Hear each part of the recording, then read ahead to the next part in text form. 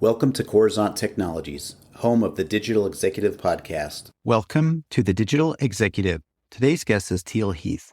Teal Heath is the founder and principal of Equinox Healthcare IT, a leading executive-level healthcare IT consulting firm specializing in information and communication technology for healthcare construction.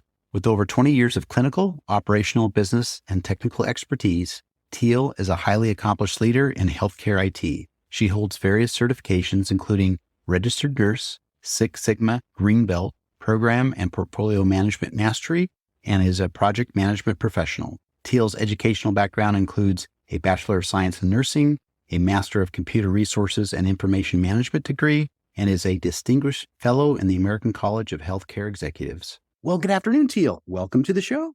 Good afternoon. Thank you for having me. Absolutely. This is so fun. And from time to time, I get to chat with somebody behind the mic that's been in the healthcare space or healthcare IT space, such as your case. I've been in healthcare a lot of years doing technology and project management as well. But again, just wanted to thank you for making the time today. It's my pleasure. So Teal, let's jump right in here. Let's talk about your career in healthcare technology. You were a senior executive, board chair. Now you're the founder and principal of Equinox Healthcare IT. Could you share with our audience the secret to your career growth and what inspires you? Certainly. So my journey into healthcare started way back when. I was one of those right out of high school, nursing school folks. Right out of high school, I got into an RN program, loved the work, loved nursing, and still very much care about nurses and helping ease the burdens that they have in an inherently difficult job. While I was nursing, Brian, believe it or not, I had an opportunity. Somebody approached me looking to find clinicians that they would be able to train up in technology space, thinking that it would be more straightforward to have the clinical person trained on technology rather than trying to train clinical ideals to a technologist. And so I thought it over and took the plunge, so to speak, moved into the health IT department, the hospital IT department. And keep in mind that this was before data analytics, business intelligence, maturation of clinical informatics. So it was a long time ago and I loved it. And I never looked back. I got in graduate school and finished a master's degree in IT and technology in the healthcare space. So that has been what I've been doing, technology in healthcare, for the last few decade or two. And I'm not sure I really have a career secret, so to speak, but I'm clear on what inspires me, and it is hospital construction projects. Long after I'm dead and gone, I'll be able to have family members, grandkids, and others drive by these big, beautiful buildings, and they will be the beneficiary of these super cool hospital construction projects. And that's something that I find very thrilling.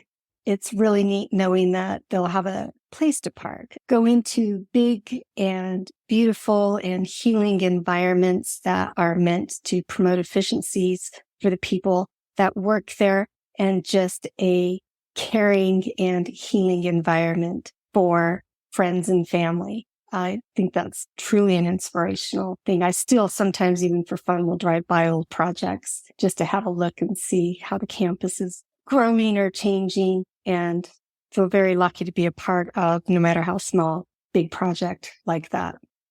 That's awesome. And you created something that is long lasting. Like you said, someday down in the future, your grandkids will be driving by or actually visiting the facility. And that's just something that you can carry on with your legacy, which is totally awesome. So thank you again for sharing that. Love to hear that story. So Teal, we're going to jump to the next question here I have for you. You've crafted a modern approach to managing all the complexities of technology, budget, resourcing, et cetera, right? We both did this project management part in healthcare construction with your integrated platform, Solstice Key. Could you talk to us briefly about this product? Absolutely. Believe it or not, Brian, construction teams and even hospital IT departments or health IT departments still today approach the construction and the technology components of a hospital being constructed the same way we did, believe it or not, in the late 1990s, early 2000s. So the hospital IT department largely will maybe have a person or a few people who participated in the last construction project, or just resources that have availability in IT to work on the technology pieces of the hospital construction project. And then that person or a few people are expected to turn up and be a good teammate to the construction team and effectively manage end-to-end all of the technology items for that hospital being brand new build. And if you think about the way we receive care in a hospital today, that just does not make any sense to us because so many things have changed since the 1990s and early 2000s. We're wanting to shift IT in hospital construction into modernity. And just like you said, the way we've done that is we've effectively managed a few dozens of projects across the nation over the last 20 or so years, and we built out an integrated platform that we call Solstice Key. Solstice Key will automate the IT project manager workflow.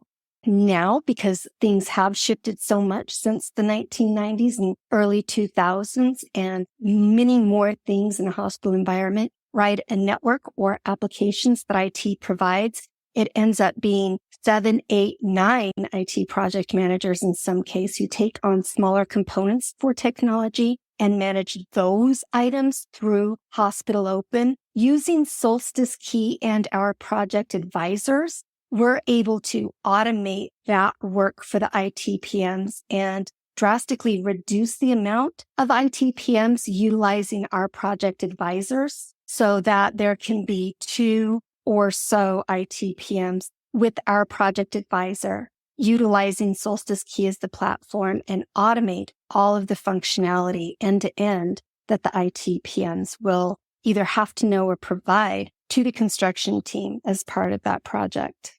And one of the things that we really try to also point out is if you think about it, Brian, it's not what it used to be where there was just a heavy infrastructure requirement of IT in healthcare for newly constructed hospitals. It still has heavy IT infrastructure requirements, but now there are hundreds of applications in addition to the EHR that has to be rebuilt, retested, reintegrated with other applications in order for the full operations of that hospital to function on day one of hospital opening. And so the application space is a really important space that historical construction team members really don't have a lot of visibility into. That is absolutely necessary for the project.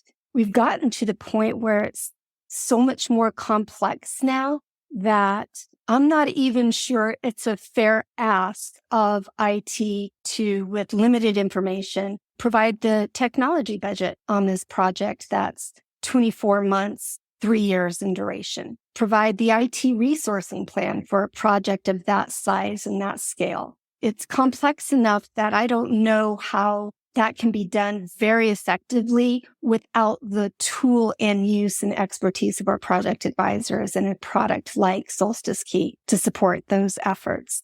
That Solstice Key product that we have is the accumulation of decades worth of multiple repetitive end-to-end projects. So we're able to get very close to budgets, very close to resourcing plans. And just when the different IT project managers that we partner and collaborate with are being asked for something, chances are pretty good that we're already reaching out to them saying, hey, expect to be asked for this. Here's the tool that will help deliver on that in the time frame that they need. And we're here. We can help you avoid mistakes. We can help you get the right budget up front. And we can help with some of the construction vernacular, because it is a industry all of its own in addition to healthcare, in addition to IT, that they're expected to perform on. And even if they've done a recent healthcare construction project for their enterprise, you know how rapidly the health IT landscape is shifting. pricing and apps and functionality drastically change in a very short amount of time. We love being able to help automate the IT PM workflow and really help IT be a better partner to the construction team. Thank you for sharing that. And yes, a construction project on a hospital or large building, right, is complex enough. But when you add that IT component, and you and I both know we've done healthcare IT for a long time, that if you don't have some sort of turnkey solution to help monitor and really put some guidance in there in these large complex projects, you can easily see how go lives don't go well or cost overruns. So I appreciate you sharing your platform, Solstice Key, again. Wanted to just bring that to our audience's attention. So thank you. Teal, we are a tech platform. I'm a techie. You're a techie. We would like to ask if you're leveraging any of that new or emerging technologies in your business. And if not, that's fine. But maybe you could share some cool tool or app that you might be leveraging today. Definitely. One of the things that I've noticed, and that sort of is a catalyst for the change in approach for technology on hospital construction builds, is that retail, banking, hospitality, the other verticals have elevated and changed consumer expectations. So we have an expectation as consumers that we don't even really need to go to a bank all that much anymore. We have online banking. We can take a picture of our check and conduct deposits. Well, I feel like healthcare has been a bit slower in that evolution than our partners in those verticals like retail and banking and hospitality. But the consumer expectation is still there, and it's not stopping when a person comes to the front door of a hospital. So hospitals and healthcare have been working to not necessarily catch up, but definitively to do a better job elevating the patient and their family's experience. And so the really neat thing about projects like this is that when you're building a new hospital, oftentimes, of course, there are certain project constraints, budget constraints, etc. But oftentimes you have a thoughtful audience and a blank canvas of sorts that allow for at least the look at different or emerging technologies. And we can help executives prioritize what functionality, what special patient engagement or digital services that they want to prioritize for use in their new hospital for their patients and the community. And so that's one of the things that's very neat, is that blank canvas that we have sort of an opportunity on projects like this, Brian, to make up for and or help defend new technologies that specifically can enhance the patient and even the clinician's automated workflow or their experience on a day-to-day basis. And so the emerging technologies that I see us continually going through when we're trying to define scope and budget for technology on hospital construction projects is the stuff that you'll be familiar with, such as digital technologies. I think the use of robotics, especially with lab, pharmacy, nutritional services, environmental services, is also really exciting because it can automate some of the workflow for extremely taxed people trying to provide good care for patients.